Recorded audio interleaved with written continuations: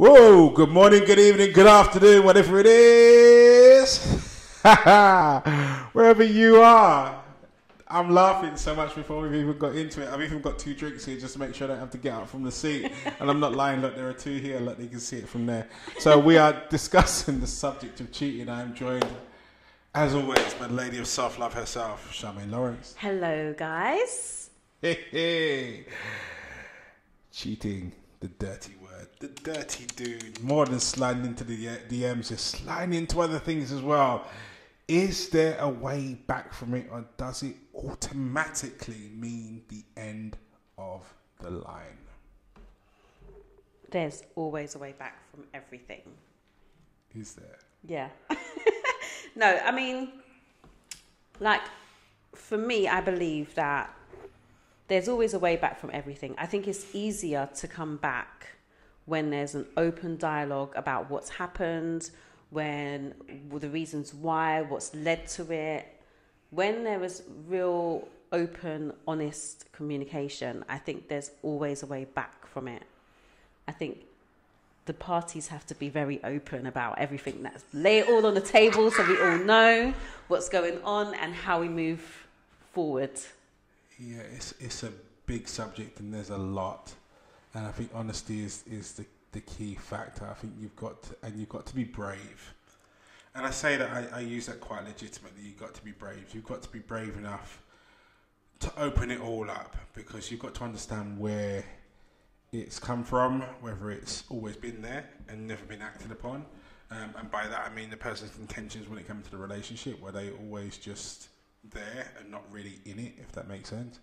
I do agree. I think there is a way back. I think there is a way back. I'm laughing because I was involved in a podcast. Can't remember how long ago. A few weeks ago now, and this whole subject came about, and it caught me on one evening at One Too Many Whiskies. Sat there with the phone, and someone asked me, and my reaction came out, and my reaction was, no, there's no way back from it. If it came down to it and she cheated, I'd be done. That would be out, and I'm wiping out the rest of the world to go along with it, and everyone to do with it. And yeah, it was a very emotional response. And after it, we'll say it, the fatal it had happened, I sat down and thought about it for a couple of years and tried to work out where that had come from. And I suppose what I came to the conclusion with was that there are certain things that have happened in my past where I have been cheated on, and also where I've been the cheater. And that feeling in both circumstances left me feeling really, really, really crappy, either about the situation and the other person or about myself. When Karen and I got together, I made an absolute rule in my head as that all of that stuff gets left behind, is never happening again.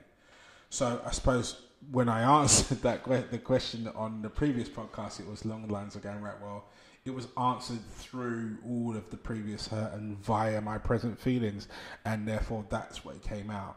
When I sat down and thought about it afterwards, you go, right, well, what's the real point of pain here? If someone cheats on you and the two of you are together in this relationship, is it really the cheating aspect that's got you, or the deceit?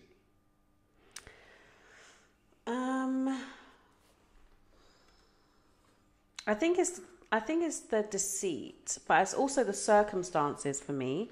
Like you, I have been cheated on and I've cheated. So for me, I'm very clear on the different reasons why, or different circumstances and whatever. But for me, like, if I feel like my relationship is positively growing, thriving, happy, I cannot fathom the reason as to why you would cheat.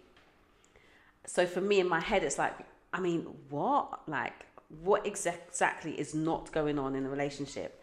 But if we're in a terrible place, or we've got issues that we haven't yet grown through or solved or stuff like that, to me, that's something I can say, okay, right, so do we want to continue? Like, we can actually just lay it all out on the table. Do we want to continue? How do we make sure that this doesn't happen again? I can actually do that. But I can't do oh my God, we're so happy and so Disney, and then all of a sudden I'm hit with a blow. Like, that can't work for me. Like, if we're in a good place, that for me is more confusing. Like, I wouldn't be able to rationalize like my brain to move forward. Okay, but that's personal. That's you in a good place. Yeah, but if you haven't communicated with me that we're not in a good place, then how would I know? No, I'm not saying that's your responsibility at all. Yeah, but then for that's me, you in a good place, and it's caught you off guard because the person hasn't communicated that they're not. Yeah, but then when we lay it on the table, can you communicate what's the problem? If you can communicate what the problem is, if that problem is not a me problem, that's a you problem, and it's not something that I can do, then there's nothing I can do. We can't move forward. Interesting. So there isn't always a way forward. Well, for me personally, no. Like there's this. I think it's difficult because you don't want to say, yeah, okay, we can move forward through this, and then he has a meltdown at work, and then he cheats, and then you move forward again, and then you're moving forward again after every time there's all these situations. I don't think that is. I don't mean we can move forward every single time. I mean, like when there's a major issue that's happened, I think you can move forward from that. I think everybody can move forward if they want to. I'm not sure I would want to. Yeah, I think... I know you're overthinking about it now. I am a little bit. I'm biting my tongue, so to speak. There's a wrath of vengeance. The other guy's fighting. I think when it comes to the whole subject of cheating, actually, I'll rephrase that. I often say to people who go to them, look, women need a reason to cheat and guys need reasons not to. And that's genuinely the umbrella that I put over it. When people cheat, if your intentions for a relationship were pure, in other words, both of you are fighting for the same page of going, I want to form this alliance and we're going to do life together, then that's the benchmark that I use, is that something needs to be missing or something has changed. Yeah. Right? So a need is now not being fulfilled, and that's why certain anomalies have now seeped into your world and seeped into your relationship and have caused this situation to occur. And I think the key bit here is whether or not you can remove the emotion, and that's what I would struggle with in this particular circumstance. Don't get me wrong, I've coached many people through it, and it's I find it easier to do this from an objective perspective here if I put the coach hat on. Because if I put the coach hat on, then I can go, right, well, what you've got to do is you've got to separate the emotion from the problems, and then you've got to analyse both of them. You've got to make a decision between the two, individually, separately. Do I still want this to work? Then come back together, articulate that to each other, and that begins your foundation of conversation moving forward. I can do all of that bits if it's subjective. If you're talking about me personally, then I know the weight of how much my relationship means to me. And I know the rituals I go through with my relationship to choose my lady every day. You know, I look at her when I get up in the morning, she's sleeping because I'm going to the gym and the kids are still sleeping, and I look at her every day and I go, I'm a lucky dude. I get to... So I go through that every day. That's my morning ritual. I start every day like that. So I choose my person every day. And I say this to people when it comes to them talking about, how do you create a successful relationship? And I'm like, well, you accept the things that you cannot change. Number one being, there are going to be other people out there that are going to look at you and go, I wouldn't mind a bit. You know, every now and again, you're going to bump into someone that you're going to look at and go, that person's attractive. Yeah. But that doesn't mean, that you choose them, because you choose your person every day and you value and understand the value of your relationship daily, and the input that person impact that person has on your life daily. That's what keeps your wheel spinning and keeps your head focused where it needs to be.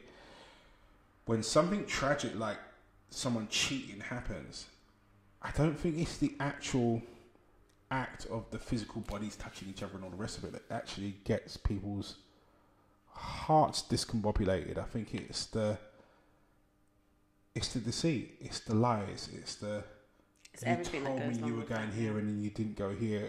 I feel like a fool because of blah blah blah, and I feel like you start to feel all these things because this person has put you in a state where you thought everything was happy. Now you found out it's not. Yeah. And now you've got the embarrassment factor of everybody else finding out that this has gone on and you've been cheated on and this and all these emotions start compiling and compiling and compiling. And I think the only way forward past someone cheating is, number one, to allow yourself to feel that in your own space, and then to ask yourself the decision individually after you've got those, not necessarily under control, but at least got them in a box, to go, can I do this and do I want it? Do you think it's different for men and women? You're stealing my things on my sheet. Do you think men and women experience it differently? I think when I've spoken to female friends and I've spoken to male friends, they experience it different. And I feel like with women, when we make a decision about whether we're going to move forward or not, we're looking at the whole unit rather than us as individuals. So if I'm not with this person, how does it affect the children? How does it affect the mortgage? How does it affect this? How does it affect the friendship groups? How does it affect... We're looking at the whole unit. And if we walk away from the whole unit, what that looks like. But when I speak to men, they are thinking specifically about the fact that this woman has lied down with another man, and the visual picture of that, her doing that, they don't see anything else. So that's why I'm asking you, do you think from your experience of coaching that is different experience for men and women? Where men are more likely to walk away than women? I think yes, in a word. I think you can't deny DNA. Let's not get it twisted. Like, marriage was a concept that was created by religion to create control. But if we take a look at it, we are mammals at the end of the day. Now, from my knowledge, and someone's going to jump up and correct me here, but from my knowledge, there are two mammal species that actually mate monogamously for life. Everybody else lives in a consortium where there is a male, maybe two, and then a group of females that are in there. Males are inbred. We're built in our DNA to not accept or tolerate another male inside of that mating space. And I think when things hurt that deep, everything gets primal. And I think that bit really does kick in. And it's very difficult for a guy to see past the other guy that's got in there, as well as all the other bits and pieces of the hurt. Now, don't get me wrong, like, as much as the guy might articulate this guy, this girl, I can't get the image of them two out of my head, because that's very much the position of anger that we're allowed to express as men. We're allowed to get pissed off. We're allowed to get angry. We're allowed to punch stuff and shout. And we're not. It sounds a bit wussy to say to him, you know what? She hurt me. Yeah. She betrayed me. She said she was going to be here and she wasn't there. Like, why did I not see it? All those questions go through your head. Yeah. Well, it certainly went through my head when it was like, how did I not understand that this was going on? How did I not understand or see that this was going on? You know? Yeah. And so I think that men and women experience it in different ways, but I think there is an overlap, but just in different order. Okay. Cool. I think is what I was trying to say. What I was trying to say. But I do think that there's a way back, but I think you've first of all got to accept that it's hard. It's hard, and it's long, and it's emotional, and you're going to have to be able to be in it right the way through. Yeah, right definitely. the way through to the end, you know. Here's a question for you. Is it worse to be told or to find out? Told by who? By your partner? We'll get to the told bit. No, told by someone else. So your partner's not coming and opened it up. It's someone else that's... Absolutely not. Don't let somebody else come and tell me. I swear, don't let nobody come and tell me. Like, nobody better tell me anything. You better make sure that I either find out, like, just that you find out of my own doing, or me finding, I don't know, receipts or something like that. Me finding out that way. Heartbreak Hotel going on here. I have to find out that way, or you tell me. Find your credit card don't receipt. let somebody else tell me. Okay, we're going to part with someone else Absolutely. tell you, because I'm going to come back to that, because that emotion is quite interesting. So let's run the scenario of, and we'll both answer this, I suppose, make it equally. So scenario A is that your partner comes in and says, I was at work function and we had a few two drinks and one thing led to another, and is that better? Then me find how, out. How are you about feeling me about find that? out. Yeah. I would prefer them to come and tell me. I would prefer. That doesn't mean it's going to hurt. Not hurt. Of course it's going to still hurt. But that person, your partner, has come home and told you this situation has just happened, or this situation happened, even if it happened last week. But they've come and told you. It's still going to hurt. But I would prefer that than to find out or for someone else to tell me. I think for me, I couldn't care less which way. Really? No, for me, I would care. I would prefer you tell me. I prefer you to come and tell me this is what happened, and whatever, face to face. I don't care. Just let me know in it. I cannot deal with the lies, the people knowing behind my back, the chitter chatter, I don't know. Whatever. I don't like that feeling of me not knowing this information, other people knowing this information, you knowing this information, and not coming back and telling me. You know, as you're saying it here, I'm sort of imagining it in my head, and I think you're right. I think for me, I think it's a disrespect. I think it would be so much worse. I think if I found out or someone else told me, I think I'd be calmer if you had the guts enough. I think you retain some respect if you were able almost to come pity to them me. for coming and tell you. No, I think it would be probably the one way to keep the cage doors shut from the other guy stepping out and destroying the world. I think if she came and told me and go, look, this happened, blah blah blah, and could therefore then explain the circumstances and enable me to ask questions, it would not necessarily diffuse it, it wouldn't take away the pain and it wouldn't take away the awkwardness and it wouldn't necessarily guarantee a way forward, but it would definitely make it more likely, I think. Yeah. For me. I think so. I think because that takes some real courage, you know. I couldn't give a shit about courage. No, but it does though. It takes some real courage to come and have that conversation. Okay, for me personally, I get what you're saying, but for me, I'm not seeing that right now. All I'm seeing is that you respect me enough to understand that it's much more of a problem if I do it with someone else. And I've got it's a contained situation where I can ask questions and you can answer. Yeah. You know, and you're throwing me, and also knowing me, thinking about it now, you're throwing me into a situation where I have to deal with it immediately. You're not leaving me to think about it myself, and that I'm my own worst nightmare when it comes to that, and I know that full well. So next I would anyway. Heard it from someone else. So someone else comes up to you and goes, by the way, Charmaine, I heard. and I'm going to do this in twofold. Okay, go on. The first one is, by the way, I heard that Mr. 6'3" with someone else and it's been going on for 6 months. That's what I let you know. Oh, I would want to know the details. Like, how do you know? Mm-hmm. I want receipts out here. Give me some receipts. I found out last week. You got all these receipts, then yeah, it's that I would be enraged. This is the first time I've seen fire in her I eyes. would be enraged. Like, if somebody else came and told me, I would be enraged. I don't even know if I would be able to not be physical. He would have to stay out of my way until literally that. I would be enraged if someone told me. The person tells you.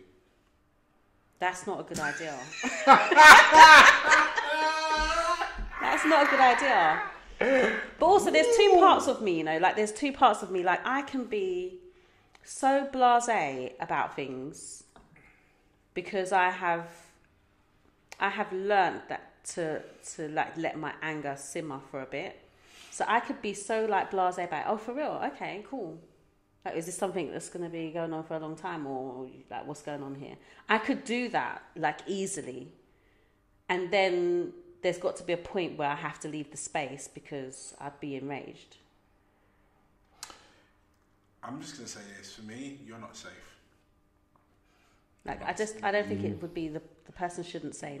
You're For not anybody, don't say nothing to me to my face. No, it would be ridiculous.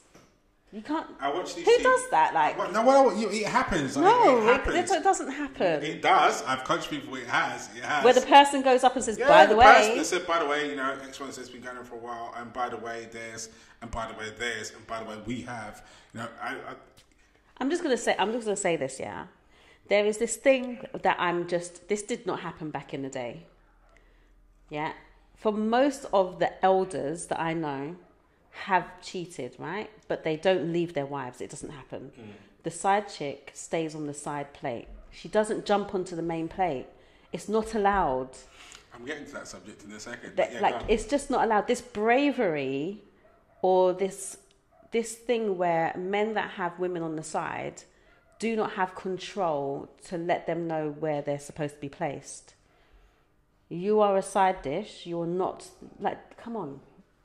Dessert doesn't go on the same plate as rice and peas and chicken. No, it doesn't. It doesn't. But then it leads. The question is that an arrangement that someone would be happy with? Well, if you know someone's got a partner and you're messing around with them, then you know your position. Okay, you as the person that's the partner, are you happy with that? No, but I shouldn't know. If this is an arrangement that they have, I should not know. If this is just like a one-off, it's a mistake, I don't want to do it again, boom, boom, boom, let's all do. But if you have an actual long-term arrangement with somebody, the main person should not know. Why would they know that information? Because that's a position that you've chosen to play. It's very different to someone cheating with somebody but not wanting to lose that relationship. It's just kind of like something's going on here and they haven't dealt with it and they had a bit of fun here on a drunken night at work.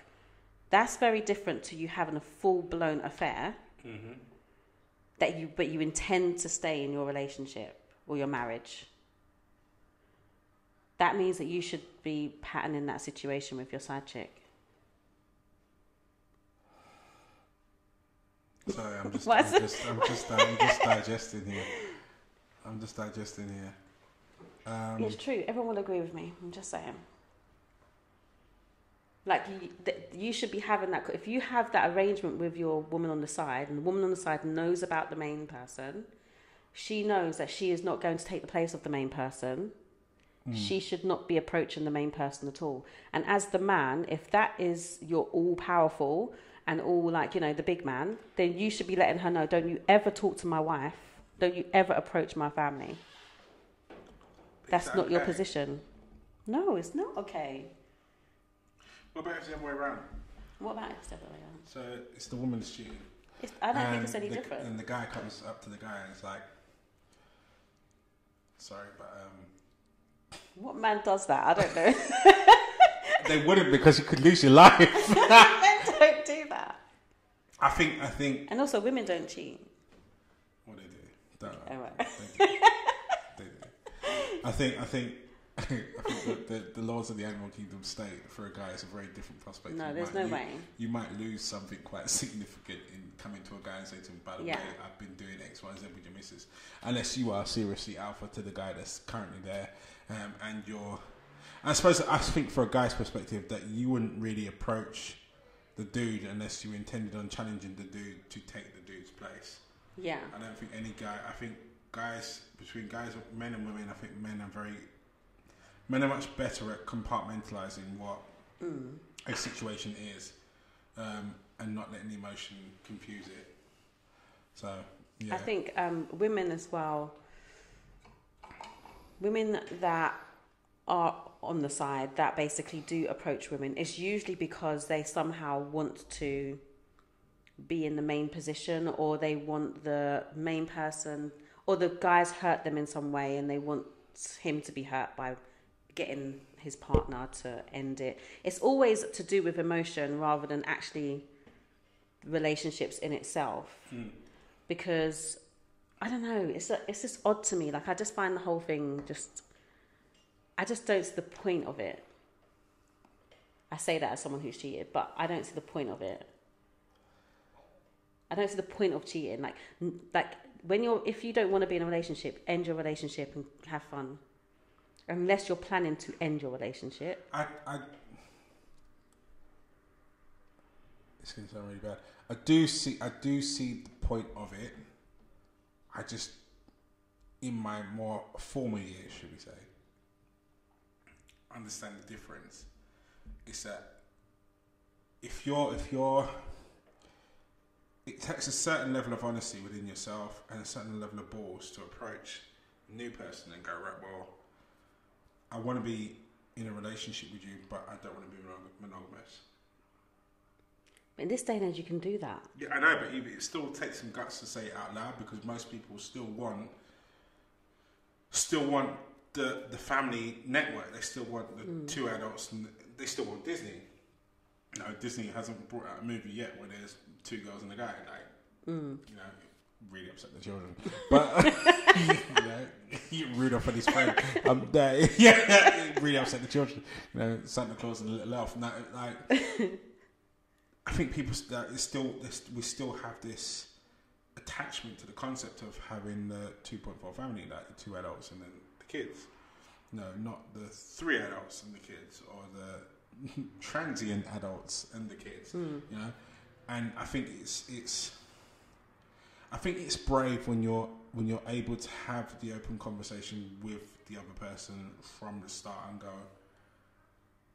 I really want to fall in love with you and do this whole thing, but my sexual appetite, or the way I'm built, or the way I'm constructed, or the way I think, means that I need other people. That means you don't want it then? No, but I think you do. I think every relationship is different, and I think the people that are involved in the relationship are different, and I think there'll be far less heartache if people were honest about their end goal, rather than just going, okay, mate, I'm going to adapt this now to fit this, and then later on I'm going to go and do this anyway. And I think a lot of, certainly if I look at it in my own personal past, sometimes I had absolutely zero intention of being faithful, none. But I like to be in a relationship, and I would do everything that was right within that relationship. Yeah. But my appetite would lead me elsewhere. What I should have done was have the guts enough to go, I don't want to be the monogamy bit. Yeah. And find someone that fits that. I think that people need to learn how to create the relationships that work for them. And they can do that openly and honestly. Like, for me, my relationship now, that's my person. Like, that's my person. I know that's my person. But I also would have to consider that if my person decided that their sexual appetite was this or their sexual appetite was that, that's my person. I have to think about whether or not that those values align with me or not. And if they align with me and it's something that I'm like, okay, cool, I can deal with that because that's my person, then I would do. But that would have to be the conversation of the confines of our relationship and us constructing our relationship the way that we see fit, not the way society sees fit. That's not necessarily how it is, but I'm just saying, like, I think that people need to design their own relationships and be okay with it and not worry about what everybody else thinks and feels. Like, it's just like, I remember reading a story, it was in The Guardian, right, where a woman was saying that, you know, a lady came to her and was talking about that she had this relationship with her partner. I'm sleeping with your man, basically, right? Long email, sent it to her, had her email address, sent her a long email about the relationship she was having with her man. And she said, okay, I'm very aware of that because we have an open relationship. Are you planning to, like, continue this with him? Because if you are, that's fine, that's between you and him. I don't get involved in those relationships. And that was so interesting to me because they had designed their relationship how they wanted their relationship, regardless of whether I approve or anyone else approve. that was their relationship. I can't imagine what the response or the feeling of the person that thought she was going to be telling the partner, your man's been sleeping with me behind your back and we've been doing this and we've been going here. And she's like, yeah, cool, I know. That's our relationship. That's my forever person. But you see, that I admire. Yeah, I mean, I don't know if I admire it, but I respect the fact that you created a relationship that works for you. And I think all this kind of cheating here, cheating there, and it's because people are not really open and honest about what they are needing, where they are in their life, what they want, where they're going. And if people just look at what is going to work for them and their relationships, we wouldn't have all of this nonsense. I just feel like we have all this nonsense because people are not being honest. I think you're right. I think we're having all this nonsense because people aren't honest. I think we're having all this nonsense because people fail to accept that life changes, and so do you. You know, I once had a very intense conversation with a previous partner of mine where she was adamant that she was this red-headed person that was in a different country, that she was basically saying that she was still this 18-year-old version of herself. And I was like, but that's impossible. She's like, no, bro. I'm like, but it's impossible because you've had 2 kids, you lived in a different country for the last 10 years, and you were married. You can't be that person anymore. And I think that's that, and that sort of sums up my attitude to the whole thing. Is I think that there's so many people out there wandering around looking for connections where they're looking for somebody else to complete them without realizing that you were complete to begin with. You just need to be honest about that completeness in order to be able to understand what it is that you're looking for, and therefore make the search criteria right. So many people are buying into the wrong relationships because simply you've set the wrong filters. You've gone about it looking for, I say this all the time, you've gone looking for Marks and Spencer's and walked into Aldi's. It doesn't make any sense. You know, you can't go for premium if you're looking in a discount shop. You know, and I think you've got to be willing to let someone go if they don't fit what it is that you're looking for. I think so many people look at someone and go, I want this person so badly, so they adapt themselves to fit. Yeah. Without realising what you've adapted wasn't a want, it was a need.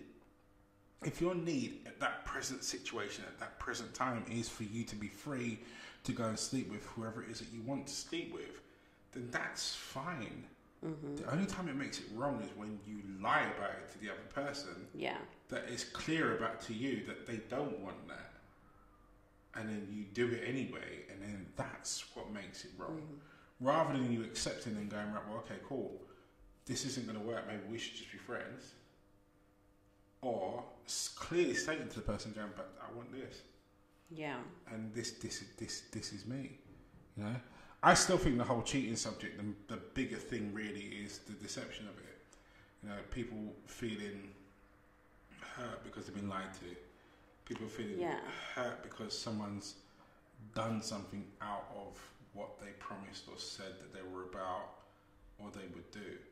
And I think if you remove that out of it and we're actually honest with each other, with the other person, then it'll be far less hurt in the world. I don't think you can.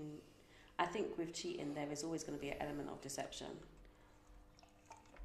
Like, it just kind of is what it is. It's because obviously you once you put yourself in that situation, you know instantly you have hurt and disrespected the other person. So at that point, there's very few people that are going to go, okay, I've messed up here. I'm going to go home and let my partner know that I've messed up. It just doesn't happen. You then have to sit around and think about, what do? I don't want to hurt this person. I've made this mistake, or not a mistake. I've done this and I know this is going to hurt the person. And I don't particularly want to not be with this person. So I'm just going to hold on to this information and not say anything. So there's always going to be an element of deception. I know. In the context of cheating. In the context of cheating. What I'm saying in the context of removing the cheating is to provide the honesty to begin with to yourself and just accept that you are where you are.